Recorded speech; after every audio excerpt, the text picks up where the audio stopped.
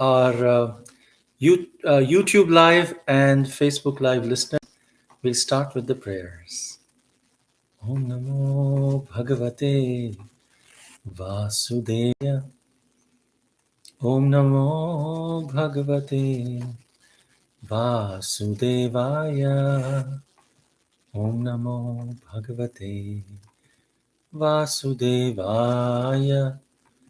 Narayanam Namaskrityam Naram Chaiva Narottamam Devim Saraswatim Vyasam Tato Jayamudiraye Nashtaprayeshu Abhadreshu Nityam Bhagavat Sevaya Bhagavati Uttama Shloke Bhaktir Bhavati Naishtiki Krishnaya Vasudevaya Devaki Nandanaya Cha Nandagopa Kumaraya Govindaya Namo Namaha Hare Krishna Krishna Krishna Hare Hare Hare Rama Rama Rama Hare Hare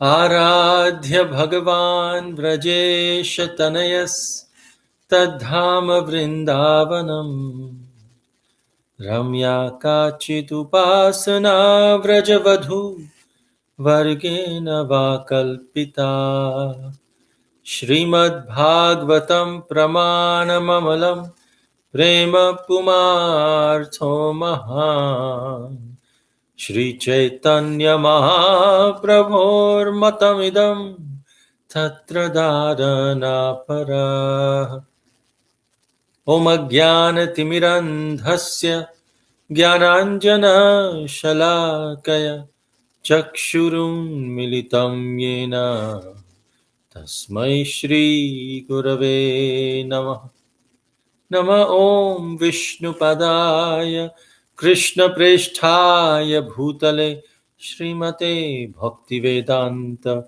Swami Niti Namine Namaste Saraswate Deve Gauravani Pracharine Nirvishesha Shunyavadi Paschatya Deshatarine Jaya Shri Krishna Chaitanya Prabhu Nityananda Shri Advaita Gadadhara Shri Vasadi Gaur Bhakta Vrinda Hare Krishna Krishna Krishna Hare Hare Hare Rama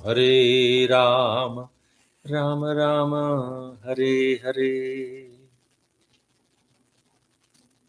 Hare Krishna. Thank you everyone for joining. We would like to start with our chapter today. We'll announce the participants of the quiz at the end of today's session.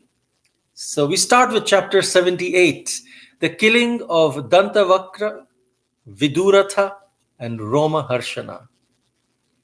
In the previous chapter, we heard the killing of Shalva. And now his friend, Shalva's friend, Dantavakra, who was also the friend of Paundraka. Remember the imposter Krishna and Shishupal. He was friend of Shishupal, Paundraka, and Shalva. So Dantavakra, he came on the battlefield with a club in the hand. And then Krishna also took his own club and came before him. And then Dantavakra started insulting Krishna with harsh words. And then he struck him with like a terrific blow on the head. So this is described in text 8, 9, and 10. Although hit by Dantavakra's club, Lord Krishna, the deliverer of the Yadus, did not budge from his place on the battlefield. Imagine someone hits you really hard and you're not even moving your head. What impact would it be? And how powerful Krishna is. Once Krishna makes a decision, no one can budge him from that. Rather, Krishna took his massive club. What is the name of his club? Kaumodaki. He took his Kaumodaki club and struck Dantavakra in the middle of his chest. Krishna has the Sudarshan Chakra. Krishna has a bow, which is Sharanga bow. And then the Kaumodiki club, which actually Kumud, which comes from the word Kumud. Kumud means lotus. Kaumodiki club means club from the lotus-like club. And then when he hit him with the Kaumodiki club, Dantavakra's heart just shattered by the blow, and he started vomiting blood. And then he just fell lifeless to the ground. His hair was all disheveled, and his arms and legs were just sprawling all over the place.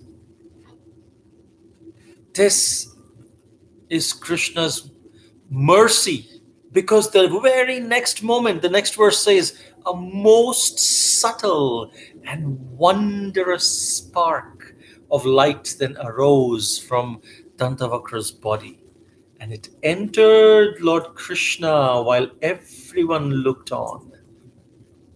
Just as when Shishupal was killed. This is where Shukadev Goswami is reminding us of Shishupal. Remember how Shishupal's soul also entered Krishna's body? Dantavakra's soul similarly, because Shishupal and Dantavakra were none other than Jaya and Vijaya, the final incarnations of Jaya and Vijaya. Of course, it is said they came in Lord Chaitanya's pastime as well as Jagai and Madhai to assist in the pastimes of Lord Chaitanya. But here, Shishupal and Dantavakra. So, Dantavakra, and then they went to Jaya and Vijaya. So in this way, Dantavakra had a brother named Vidūratha, and he became very, very angry. Dantavakra died, killed my brother Dantavakra. Sometimes we think Shishupal and Dantavakra are brothers. They are brothers in the sense of Jaya and Vijay, not brothers in their incarnations as Shishupal and Dantavakra. Dantavakra's brother was Vidūratha. So he came with a sword. Dantavakra came with a club, and Vidūratha came with a sword.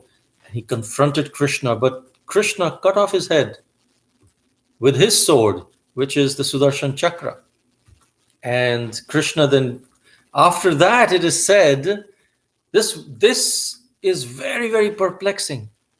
After killing Vidūratha, Krishna visited Vrindavan for 2 months. And after that, he returned Dwarka. So when people say that Krishna never returned to Vrindavan, he returned once. It's explained in Srimad Bhagavatam. And this whole pastime of actually Dantavakra and Vidūratha, specifically Vidūratha. Dantavakra and Vidūratha were instruments in Krishna going to Vrindavan, because Krishna wanted to go to Vrindavan especially after Lord Balarāma's visit. He said, I also want to go. Balarāma came and said, wow, it was such a fun, and I drank Varuni, and it was so wonderful to see all the gopis. And so Krishna was like, when Uddhava came, there was a reason I sent him. And now even Balarāma is going, I also want to go. But so he actually tried taking permission from the Dwarka Vasis to go. I want to go to Vrindavan, but they would never let him, because they knew once he goes, who knows? he may never come back.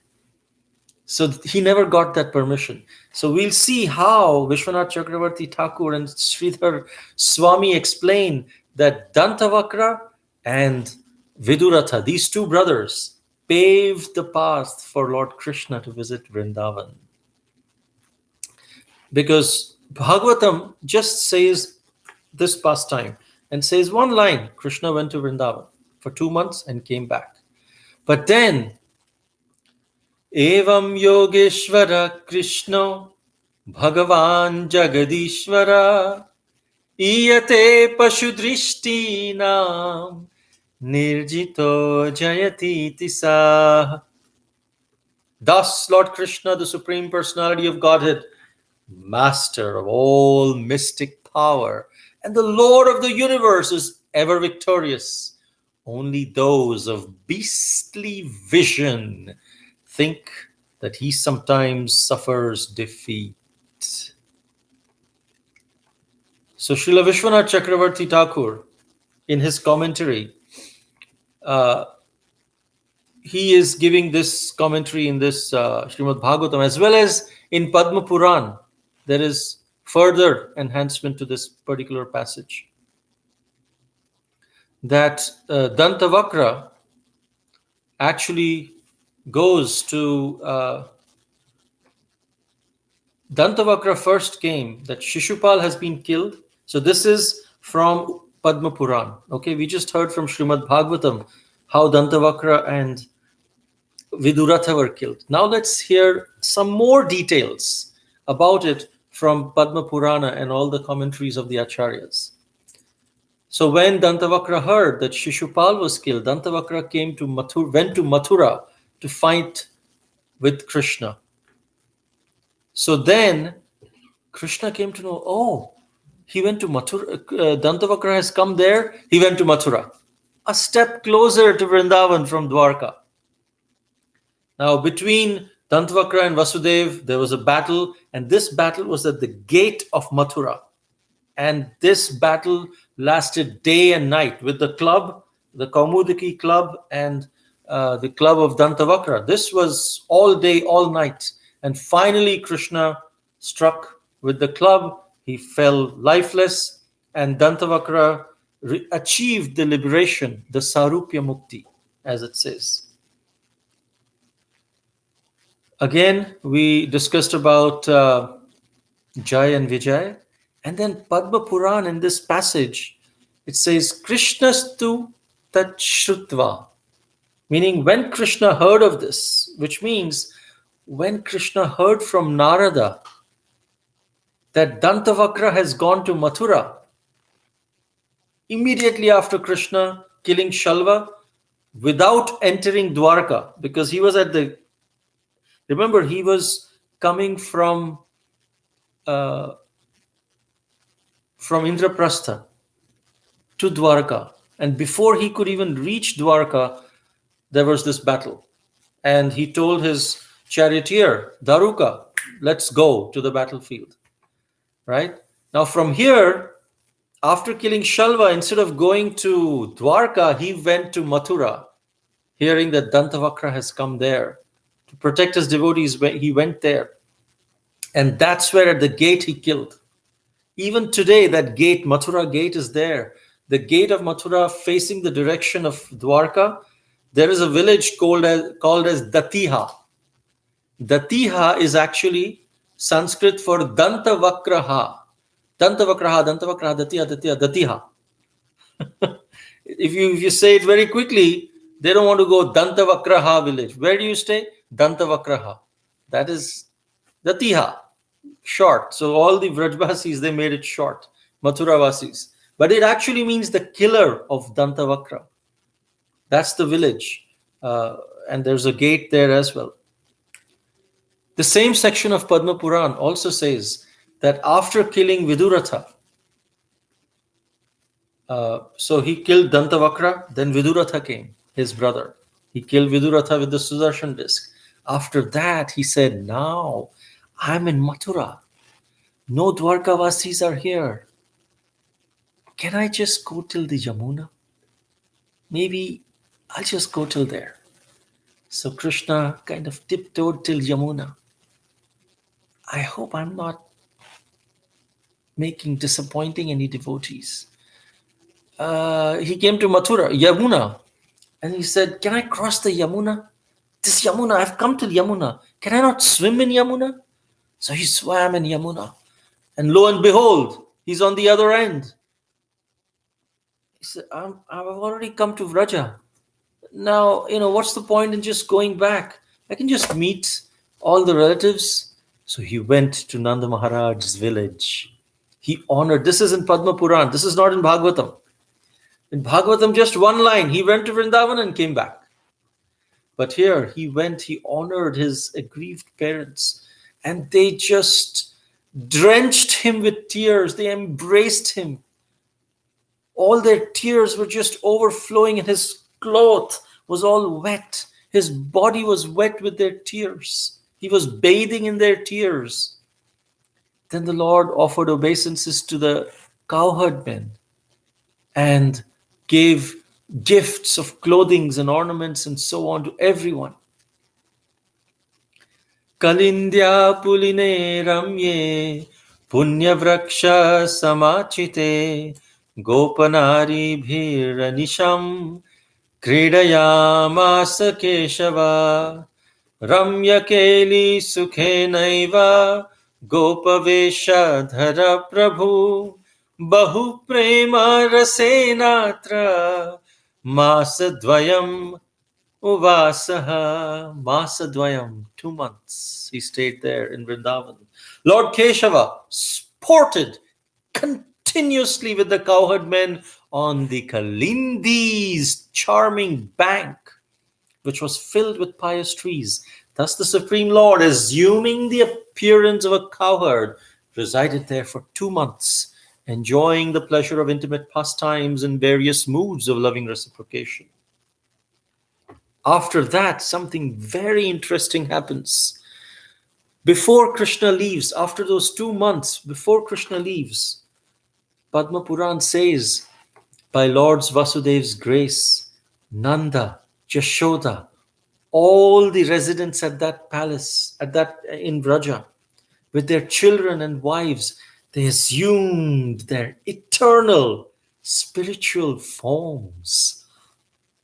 And then a celestial airplane descended. They went there, and it went back to Goloka Vrindavan. Shri Goloka Vrindavan Dham ki jai. So then Krishna, he also went to his own abode with them. There were actually 3 sections of Krishna. One who went to Goloka Vrindavan back with all the Brajbasis. One who stayed back in Vraja in the invisible form. And the third was one who reached back to Dwarka. And then Srila Rupa Goswami also mentions this passage, comments his passage in his Laghu Bhagavatamrita.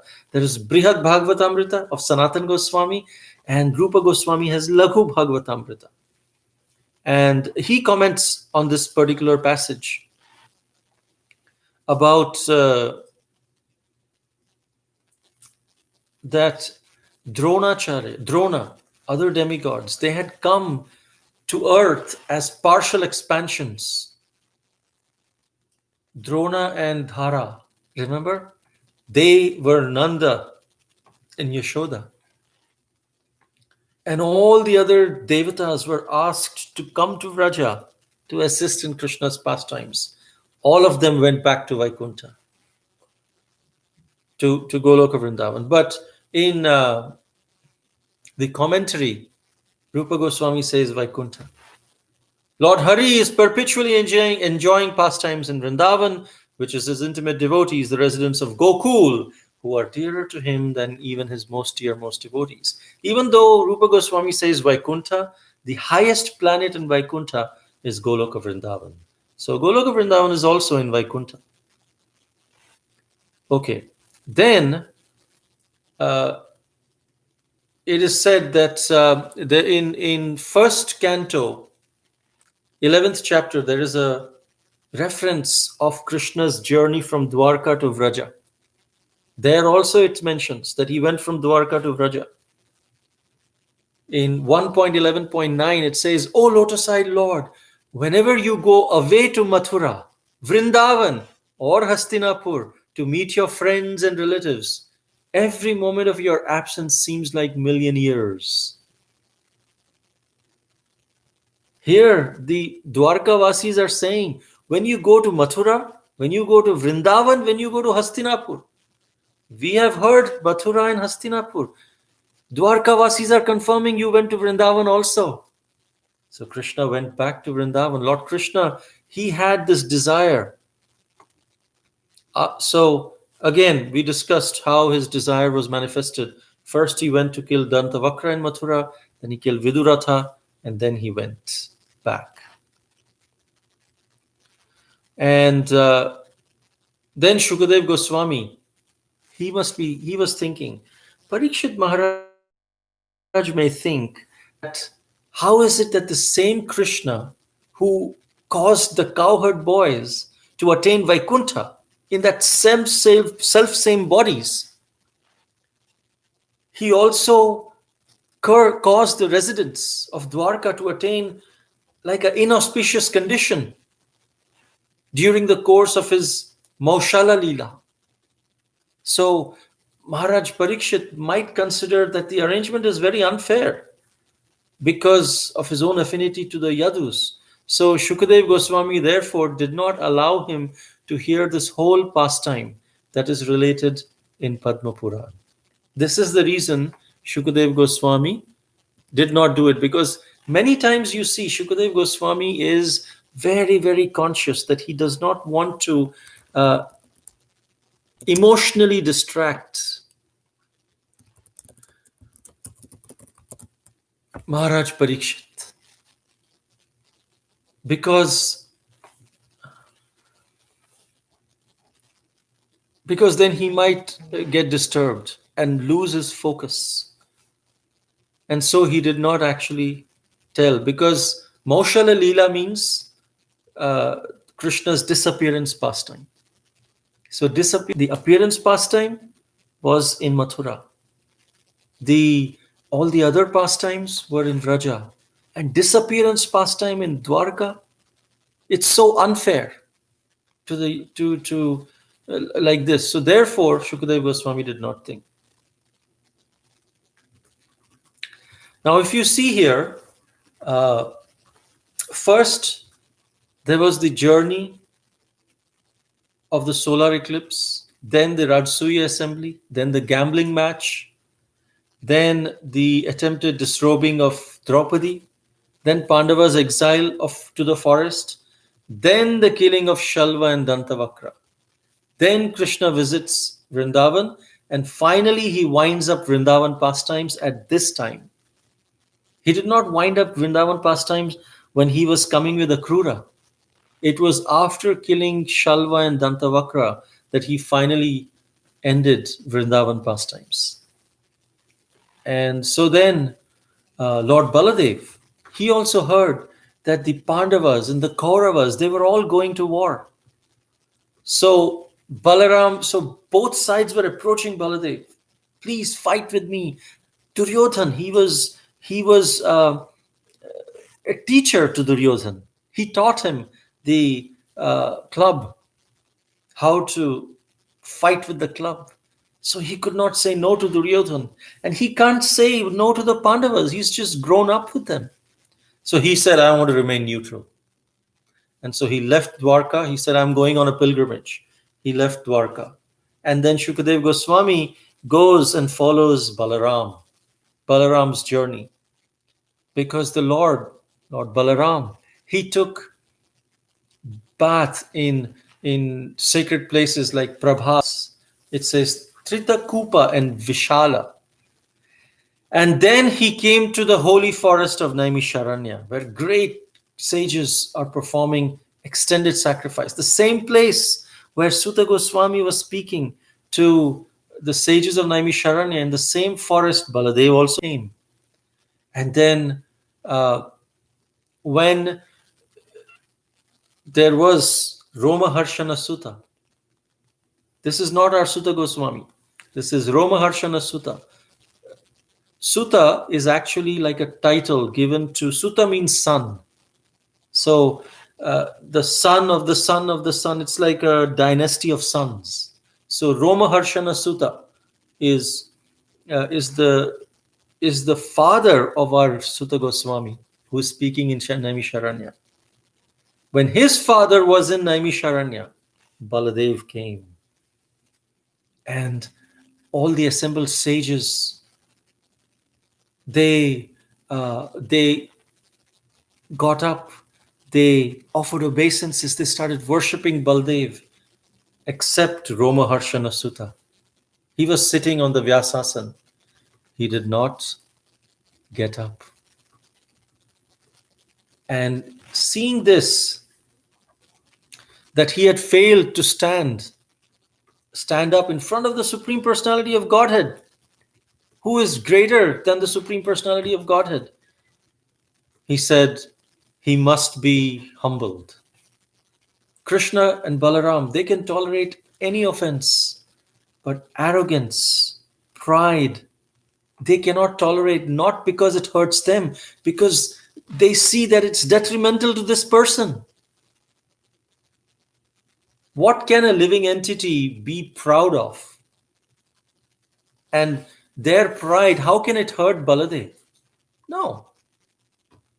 But Baladev is hurt that this living entity is hurting himself because of the pride. He's losing that opportunity of the service attitude. So then Baladev, he was angry and he killed Romaharṣaṇa Sutta. He took a kusha grass, touched him with the tip of the blade, boom, Romaharṣaṇa Sutta, gone. Risher Bhagavato, this is verse 25 to 26 of the 78th chapter. Rishe Bhagavato Bhutva Shishyo Dhitya Bahuni Cha Setihasa Puranani Dharma Shastrani Sarvasha Adantasya Vinaitasya Vritha Pandita Manina Nagunaya Bhavanti Sma Natasyeva Jitatmana.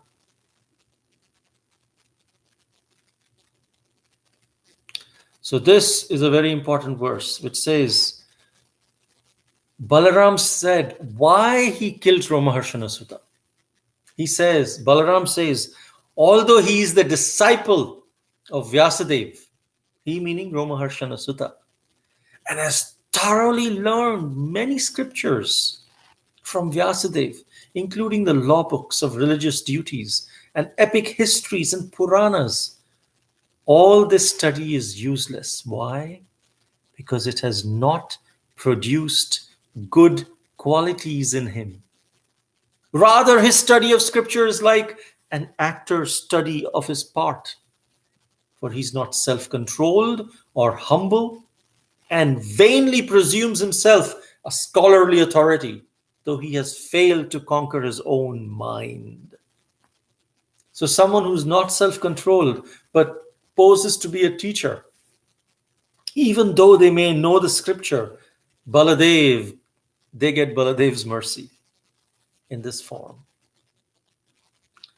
So Baladev said this because one might argue that Romaharṣaṇa committed an innocent mistake. I mean, he didn't get up from Vyasasana. Maybe he was thinking that this is Vyasadev's seat and I'm representing Vyasadeva, so I should not disrespect Vyasadeva when another personality comes.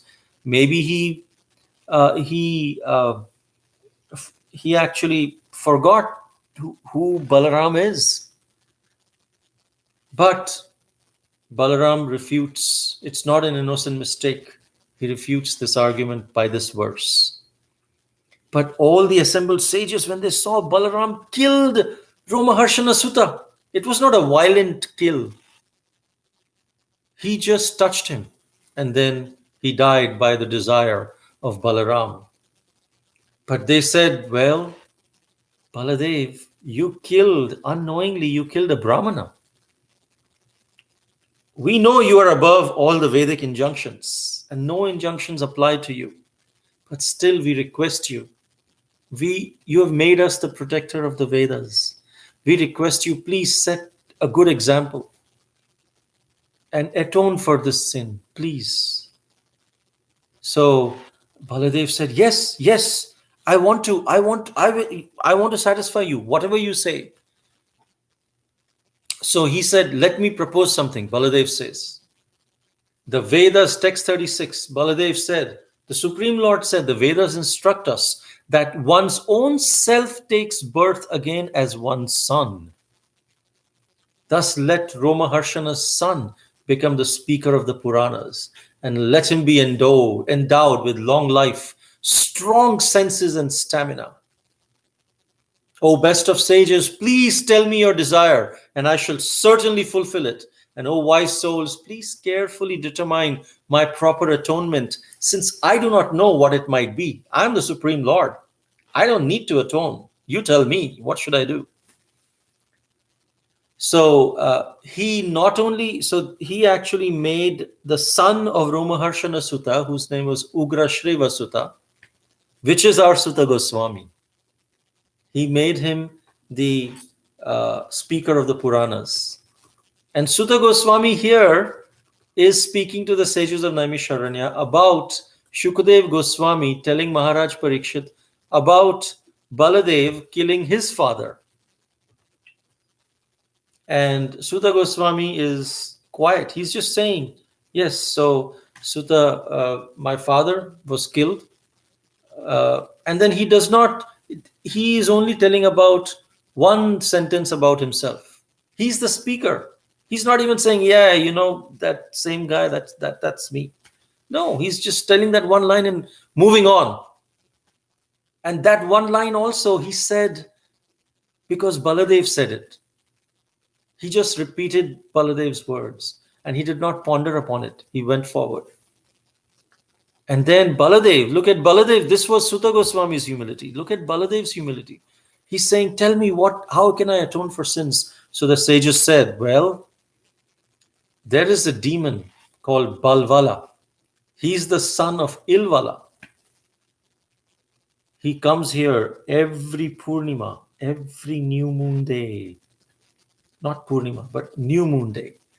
And he contaminates our sacrifice with blood, pus, stool, feces, urine, pouring down meat, pouring down upon us. If you can please kill that sinful demon, that is the best service that you can do for us. And then, once you do that, you've served the Brahmanas, but to atone for sins, for 12 months you should circumambulate the Bharatvarsha in a mood of serious meditation, executing austerities and bathing at various holy pilgrimage sites. In this way, you will become purified. What it means is that you will be able to set an example how to become purified. So he did the same thing, 12 months. This is the glory of the land of Bharatvarsha. So many sites of that, even Balarāma is performing pilgrimage. Because of that pilgrimage, Bharatvarsha became more glorious. Because Lord Baladev's foot has gone on every part of Bharatvarsha. This goes to chapter 79. Lord Balarāma goes on a pilgrimage. So after they told about what Lord Baladev could do, suddenly the whole sacrificial arena in the Naimisharanya forest, harsh wind started blowing on this new moon day. There was an obnoxious smell of pus. And everything was obscured by dust. And then the demon Balvala appeared. He had a trident in his hand. His massive body, pitch black. His face was very frightening. Baladev, he caught his club. He caught this demon with his plow. He took his Haladhar, took his plow, struck him with a ferocious blow on the head with his club. So he caught him with the plow, and with the club he hit him. Boom. Balwala dead. And the sages started chanting Lord Baladev's glories and presented him with lavish gifts. There's a wonderful mantra for Baladev, which we can chant. But Lord Balarāma, he then began his pilgrimage after there, in which he visited many, many holy tirthas. And then in between, he heard the news of the battle between Kuru and Pandavas. So Lord said, let me go to Kurukshetra. So Baladev went to Kurukshetra. When he went there, the battle had almost ended. And there was a duel going on between Bhima and Duryodhana. And then Baladev came in and tried to stop. No, don't do this. Don't fight. You're good brothers. And everyone was looking at Baladev. It's like, you know what? 17 days is complete. This is the final. And now you're asking us to stop?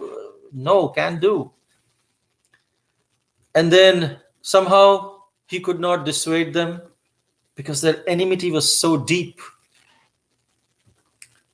And then, understanding that this fight is arranged by Providence, Baladev, he left the battlefield and he returned to Dwarka. Shri Baladev ki jai. So this glories of Baladev being chanted is Namaste tu halagrama, Namaste mushalayudha, Namaste revati kanta, Namaste bhaktavatsala, Namaste balinam shrestha, Namaste dharani dhara, pralambari Namaste tu trahimam Krishna purvaja. Jai Balarama ki jai, Baladev ki jai. Pralambasura, he represents, as we heard, Pralambari Namaste tu is killed by Baladev. Pralamba represents illicit sex, the desire for prestige, adoration, distinction. And this desire, to remove this desire, Krishna does not kill Pralambasura within our heart. Krishna does not kill this desire for profit, adoration, distinction. Baladev does. And Baladev does because spiritual master can help us in killing these. And then we can approach Krishna. But Srila Bhaktivinoda Thakur has said that the desire for illicit sex, the desire for profit, adoration, distinction has to be uprooted by us. The effort has to be put by the living entity. Just by praying, they won't go. Like some other demons that Krishna killed, they can go away if we pray to Krishna, chant the holy names, it'll go. But these desires, just by chanting holy names, would not go unless we put our effort too. And we get Baladev's, then we will get Baladev's mercy when we put our effort. These are such things that we have to put our effort in removing. All others, we chant the holy names, by the power of the holy names, it goes away. These ones, the power of the holy names will diminish, but we have to have that effort put in. That's why Baladev is there. Now, if you see this whole, how Shukadev Goswami is talking about Srimad Bhagavatam, about Mahabharata in Srimad Bhagavatam, He talked about Duryodhan humiliated. Then Shukadev Goswami follows Krishna to Dwarka and then to Mathura and kills Shalva, Dantavakra, Vidūratha, and then goes to Vrindavan.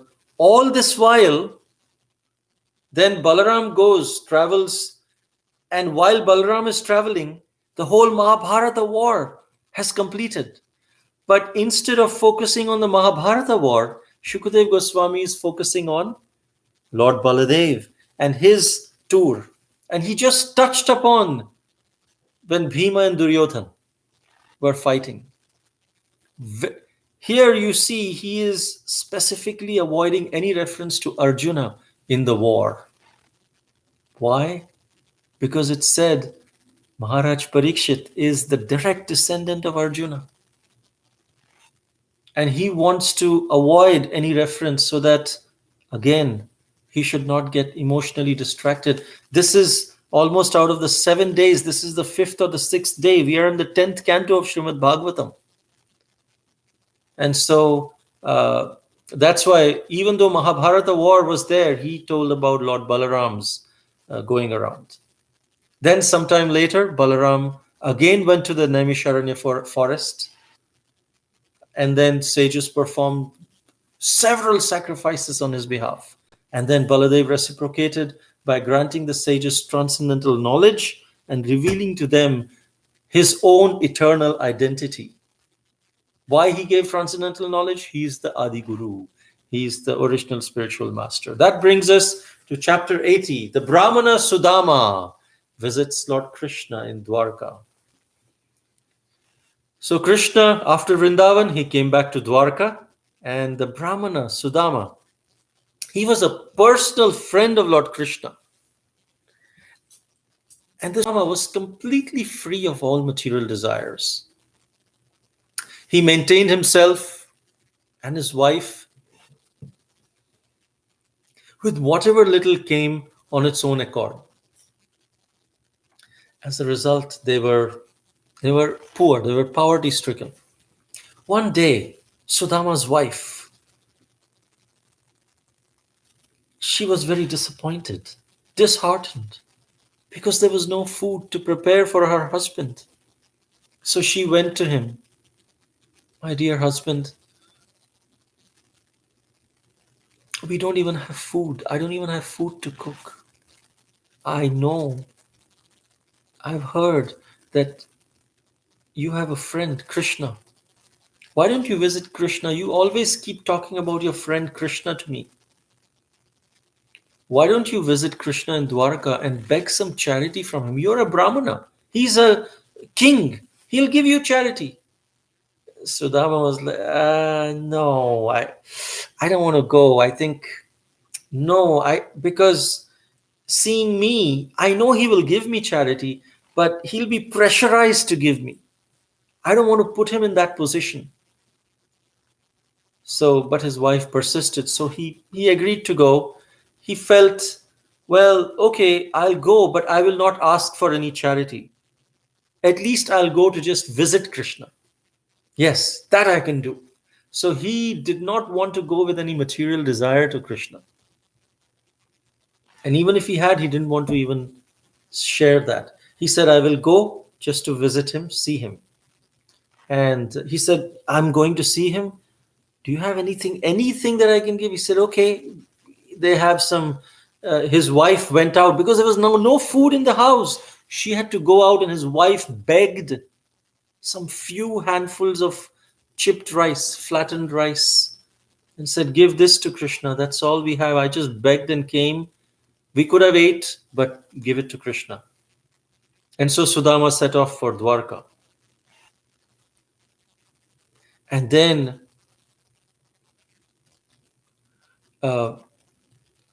she was saying, please approach him. He's the real shelter of all the saints.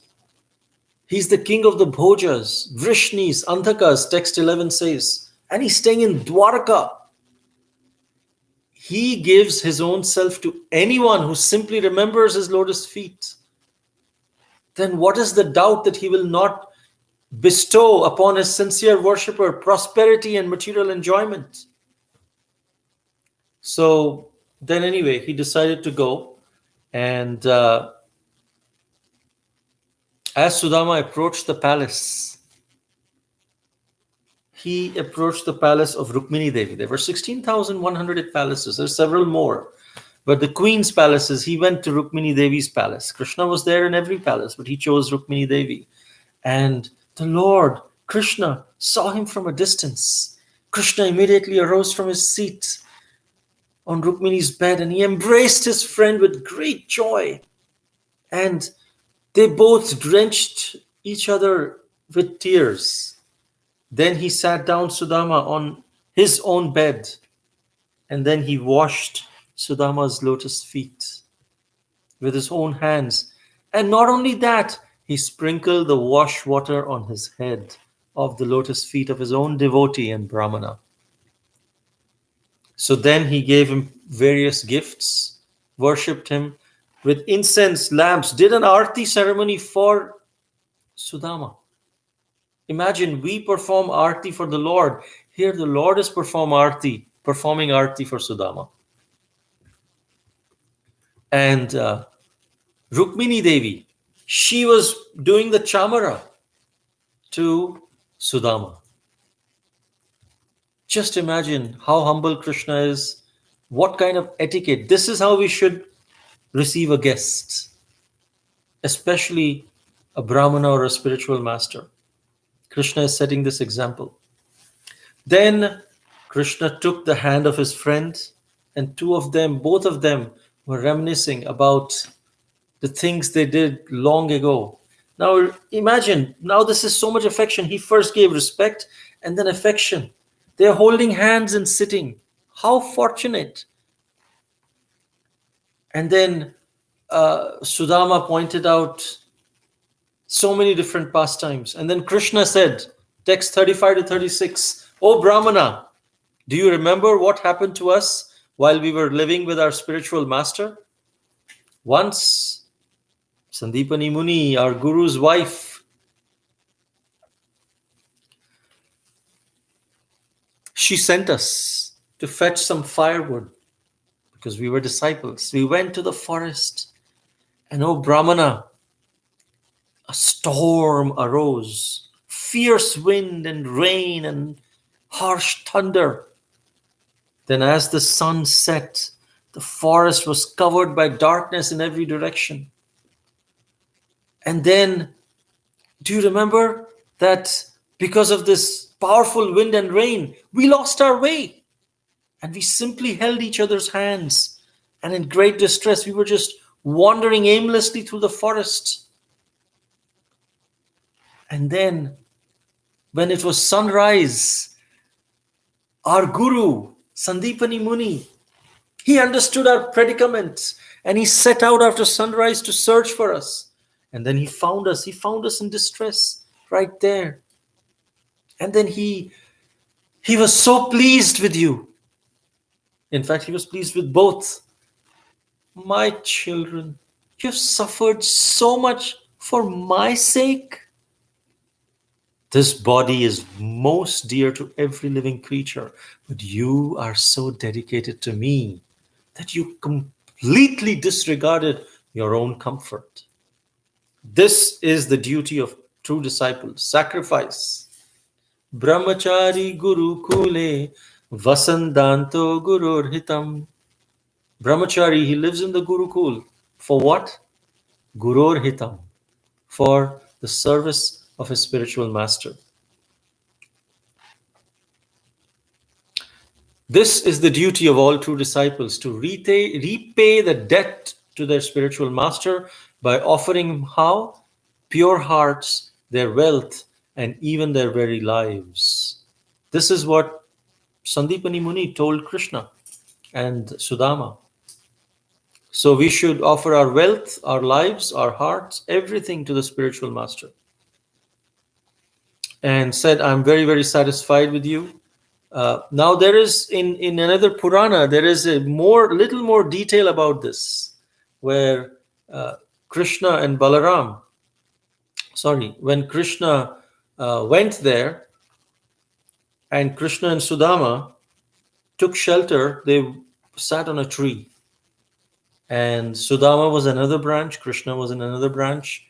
And Krishna started hearing some eating noise. So he says, Sudama, are you eating something? Because they had some chickpeas with them. And it was very cold. And he became hungry. Sudama started eating chickpeas. Krishna said, Sudama, are you eating something? And Sudama said, no, no, I'm not eating.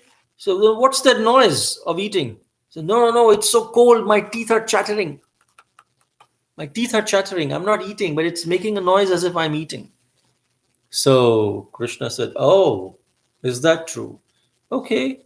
And then after some time, Krishna said, Sudama, I'm feeling very hungry. Do you remember those chickpeas that were there? Can you give me some chickpeas? And Sudama, he made a face, oh, I ate all the chickpeas. I don't have any chickpeas anymore. And then Krishna told him that we should not be selfish. One who is selfish, they drown. Krishna reminded this to Sudama. One should never eat alone. We must always share our food, because this kind of selfishness can be a downfall of one's life. So this is not in Bhagavatam. There's another place this pastime is there. Anyway, this ends this chapter. Chapter 81. The Lord blesses Sudama Brahmana. So this is the reason we must offer our food to Krishna first. Because we are sharing it with Krishna. Not just sharing, we are taking his remnants. So then, Lord blesses Sudama Brahmana, the final chapter for today. In the course of his loving talks between his friend Sudama, Krishna said, my dear Brahmana, have you brought any gift for me from home? Because even if you give me something very small, I accept it as very significant because you're my loving devotee. But Sudama was ashamed. How can I give him flattened rice that my wife begged? But Krishna is the super soul in everyone's hearts. He knew why Sudama had come to visit him. So he grabbed that bundle of rice that Sudama was hiding and ate a handful of it with great pleasure.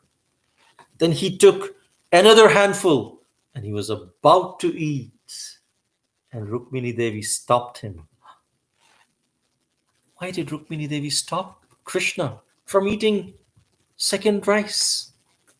This verse says, verse 10 of text 81, Iti mushtim sakrit jagdva dvitiyam jagadhum madade tavat shrir jagrihe hastam tatpara parameshthina.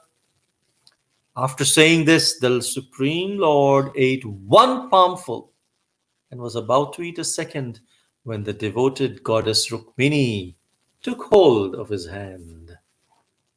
This is very, very significant. Srila Sridhar Swami talks about it. Srila Vishwanath Chakravarti Thakur talks about it. Srila Prabhupada talks about it.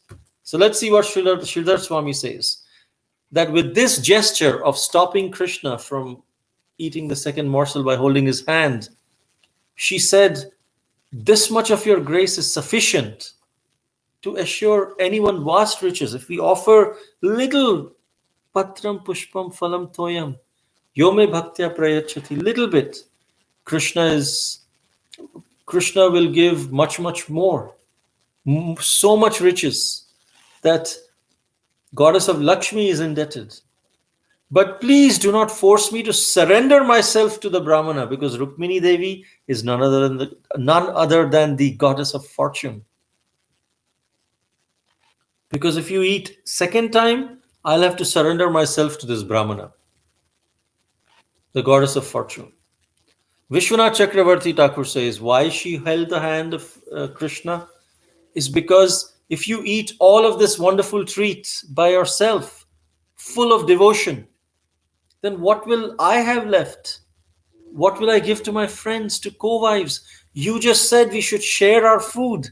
Why are you not sharing the food?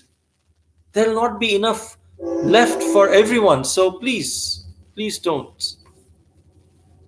And Vishwanath Chakravarti Thakur says that by gesture, Rukmini told her maidservant companions that this hard rice, it'll upset my lord's stomach. Something like, that's why. Like he held and everyone was like, whoa, did she just do? So she looked at her maidservant and said, no, it'll upset his stomach. That's why.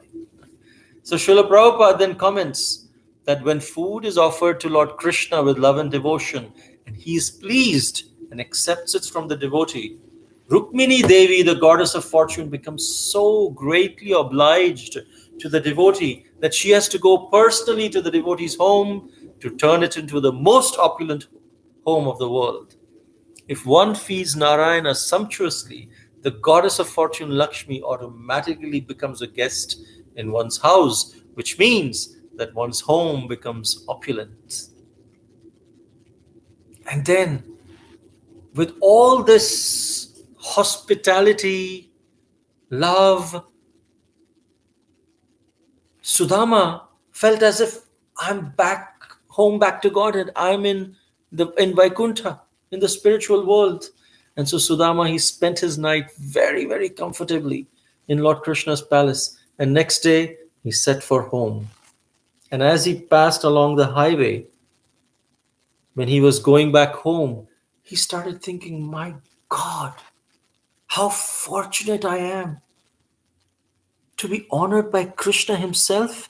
Text 13 says, text 14 says, although he had apparently received no wealth from Krishna, Sudama was too shy to beg for it on his own. He simply returned home. Sudama thought, Lord Krishna is known to be devoted to the Brahmanas, and now I have personally seen his devotion. Indeed, he who carries the goddess of fortune on his chest has embraced the poorest beggar.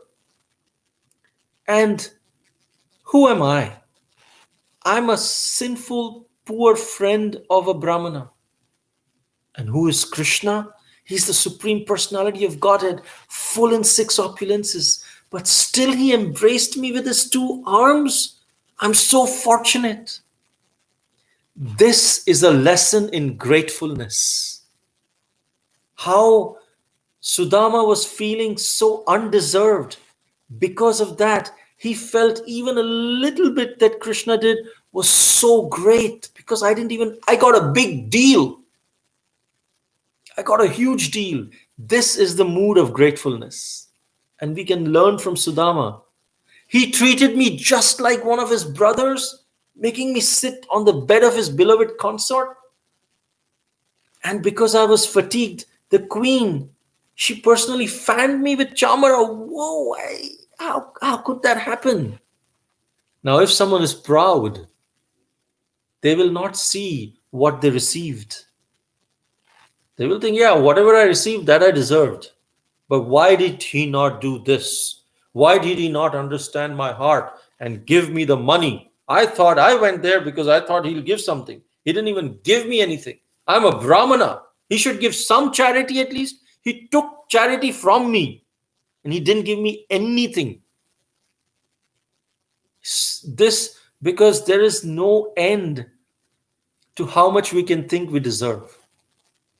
And there is no end to how much we think we don't deserve. So here we can see this is a lesson in gratefulness. Although he is the Lord of all demigods and the object of worship for all Brahmanas, he worshipped me as if I were demigod myself.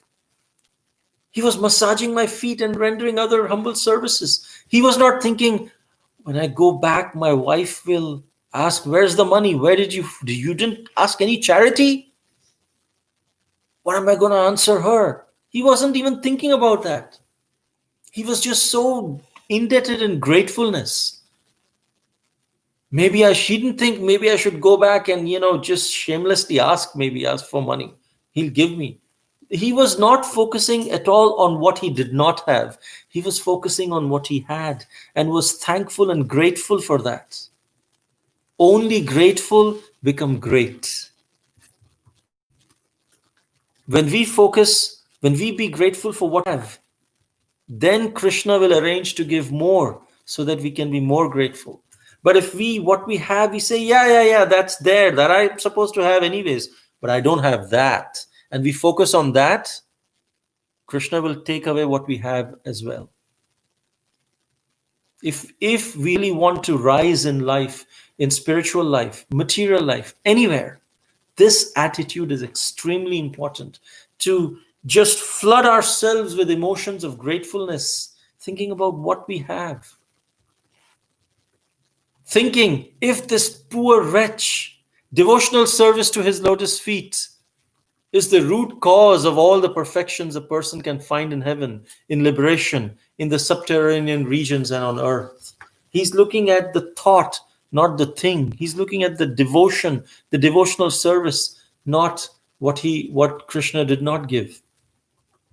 Thinking, if this poor rich suddenly becomes rich, he will forget me in his intoxicating happiness. The compassionate Lord did not grant me even a little wealth. Now, there was a thought that maybe crossed his mind. Yeah, but, he didn't give any charity. And he tells his mind, well, he didn't, because he thought maybe if Krishna thought that if I give him riches, then he will forget me because of his intoxicating happiness. So let me not give. So he didn't give. That is also for my benefit. I'm grateful for what he did not give as well. Gratefulness is not selective. We don't be grateful only for things that we have. We don't be grateful just in happiness. Sometimes we say, oh, yeah, this is happiness. This was so happiness. I'm so grateful. But when Krishna gives misery, can we be grateful at that time? That is the test. Understanding that Krishna has done this for my benefit, and I deserved much worse. He's given me just a token. So let me be grateful to him for this misery. Can we say in misery, Krishna, thank you. Thank you for putting me in this situation, miserable situation. Can I say that? That's a question we all have to ponder. That is the real sense of gratefulness, not just in happiness, but also in misery. So then he was absorbed in such meditation, and Sudama arrived at his place where his home was gone. In place of his own home, instead of this broken down place, he saw a series of opulent palaces. He was astonished. What happened to my place? These people even took my home. And then he saw a group of beautiful men and women. They were coming eagerly forward to Sudama. And Sudama got afraid. He started retreating back.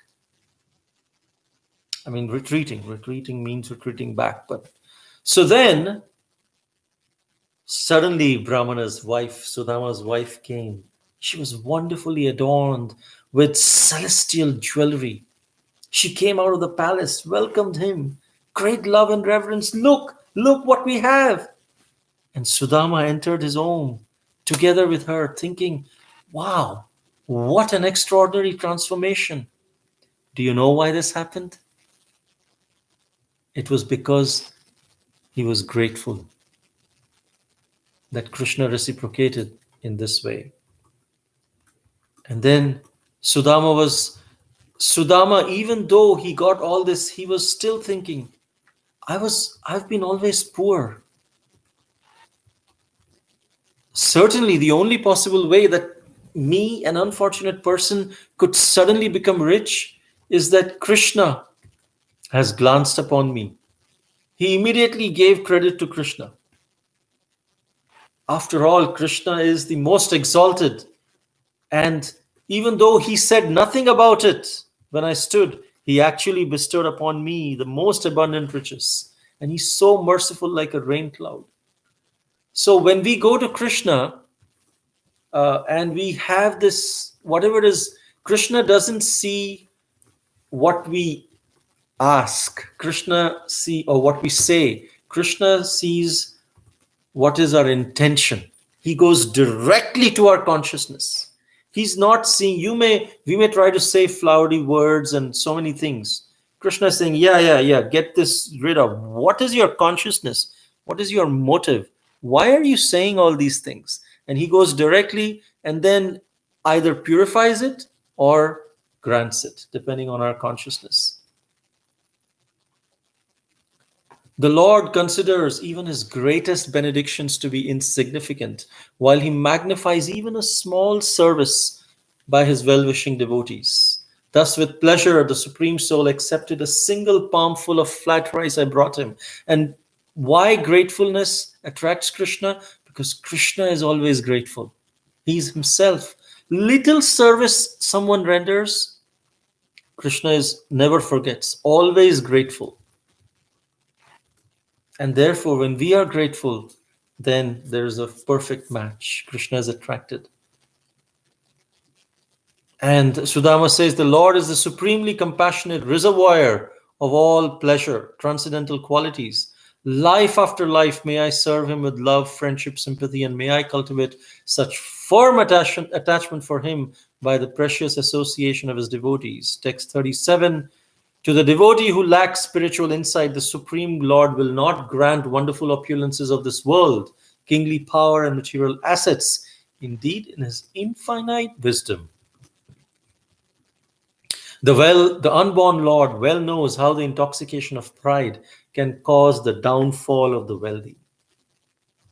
So Sudama understands, I should not be proud. How can we stop being proud? By thinking, I don't deserve it, and be actually grateful for it. Be thankful for it. Thankful means I don't deserve.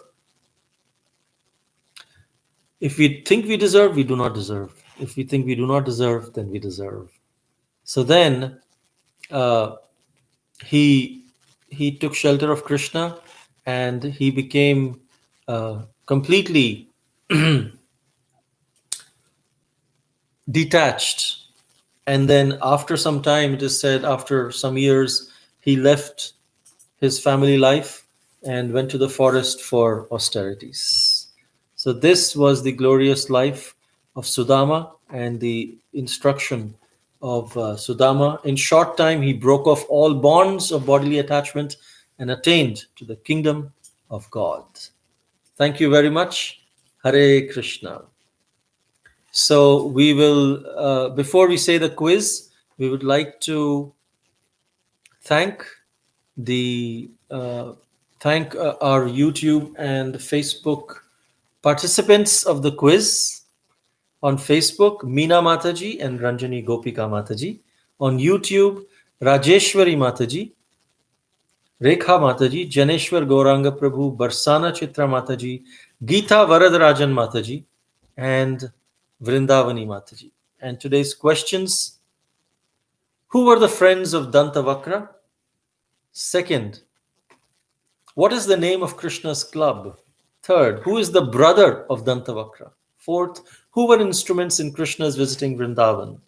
Fifth, what is the village that exists till today where Dantavakra was killed?